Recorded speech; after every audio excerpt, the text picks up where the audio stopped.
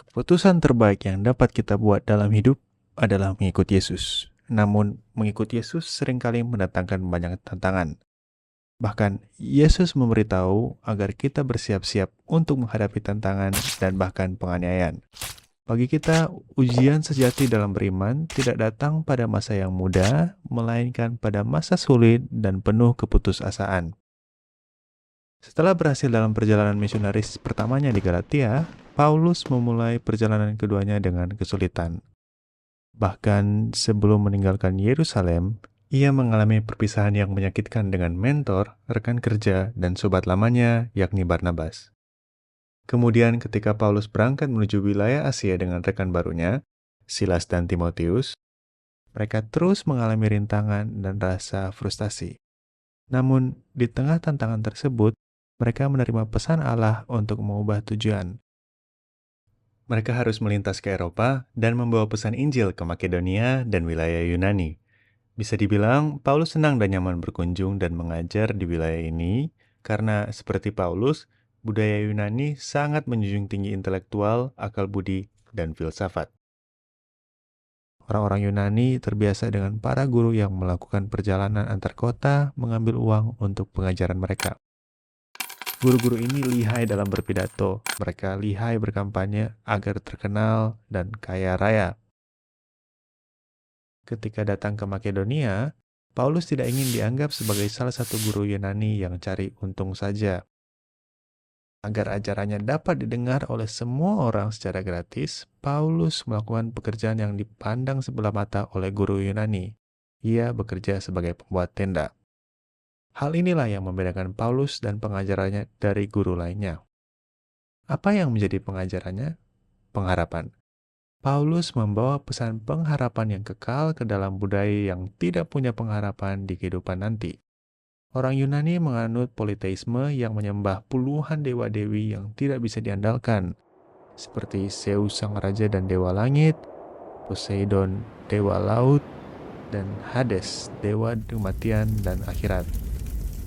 Berbicara tentang akhirat, orang Yunani memiliki pemikiran yang matang tentang apa yang akan terjadi pada mereka setelah mereka meninggal. Ketika seorang meninggal, mereka percaya bahwa jiwanya akan meninggalkan tubuhnya dan pergi ke alam Hades. Jiwa-jiwa yang paling suci mungkin akan menikmati akhirat yang menyenangkan di alam Hades, tetapi sebagian besar akan terdampar dalam kehidupan yang panjang dan membosankan di alam yang gelap dan kelam. Satu hal yang tak dapat dihindari adalah cengkraman Hades yang tak habis-habisnya.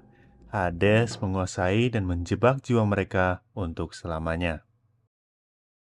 Di tengah keputusasaan inilah Paulus hadir dengan pesan pengharapannya. Ia berbicara tentang Yesus yang bangkit dari antara orang mati dan akan kembali menyelamatkan mereka yang beriman padanya. Paulus tidak berlama-lama di Tesalonika karena massa yang marah memaksanya untuk meninggalkan kota itu. Ketika dia pergi, Paulus menjadi khawatir akan jemaat yang baru ini. Ia takut kalau penganiayaan dapat menjadi tantangan yang terlalu berat bagi iman baru mereka, sehingga mereka berpaling dari Kristus. Untuk mengetahui keadaan mereka, ia segera mengutus Timotius untuk kembali ke wilayah yang berbahaya di Tesalonika. Timotius malah mendapati jemaat ini makin kuat imannya walaupun teraniaya. Mereka terus berpegang pada pengharapan bahwa suatu hari nanti Yesus akan kembali dan mereka akan menikmati kemenangan di dalam kerajaannya. Tapi masih ada beberapa kebingungan tentang kedatangan kembali Tuhan Yesus. Beberapa minggu sejak kepergian Paulus, ada beberapa anggota gereja yang meninggal.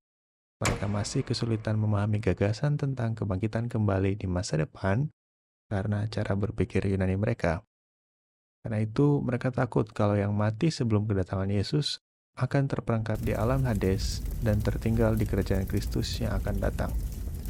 Untuk memberi harapan dan semangat akan kedatangan Kristus maupun kebangkitan para pengikutnya, Paulus menulis surat yang dikenal sebagai 1 Tesalonika. Untungnya, surat ini membuat mereka tenang ketika memikirkan tempat orang terkasih yang telah meninggal di kebangkitan nanti. Tapi sayangnya, mereka masih salah memahami beberapa ajaran Paulus, sehingga mereka kembali bingung tentang waktu kedatangan kembali Kristus. Mereka salah menafsirkan maksud kedatangan Yesus yang akan segera terjadi yang disampaikan Paulus. sehingga beberapa dari mereka meninggalkan pekerjaan dan memutuskan untuk menunggu agar tidak ketinggalan. Oleh sebab itu, tidak lama setelah ia menulis 1 Tesalonika, Paulus kembali menulis surat yang dikenal sebagai 2 Tesalonika. Surat ini mengklarifikasi masalah waktu kedatangan kembali Tuhan Yesus. Ketika mengikuti Yesus, seringkali hidup kita akan terlihat tidak sukses menurut ukuran dunia. Bahkan Yesus berjanji, ketika kita memilih untuk mengikut Dia, kita akan menghadapi tantangan, perlawanan, dan bahkan penganiayaan yang kejam. Namun, Yesus memberi kita sesuatu yang tidak dimiliki oleh orang lain. Pengharapan. Saat kita melihat dengan mata iman kedatangan kembali Yesus Kristus dan pengharapan akan masa depan yang Ia janjikan bagi kita, maka kita dapat menghadapi berbagai tantangan dan merasakan efek dari kitab Tesalonika. Jika video ini bermanfaat untuk Anda dan jika Anda ingin melihat lebih banyak lagi, kami menerima dukungan dana dan doa melalui website kami. Jangan lupa untuk like, komen, dan subscribe channel kami. Terima kasih sudah menonton.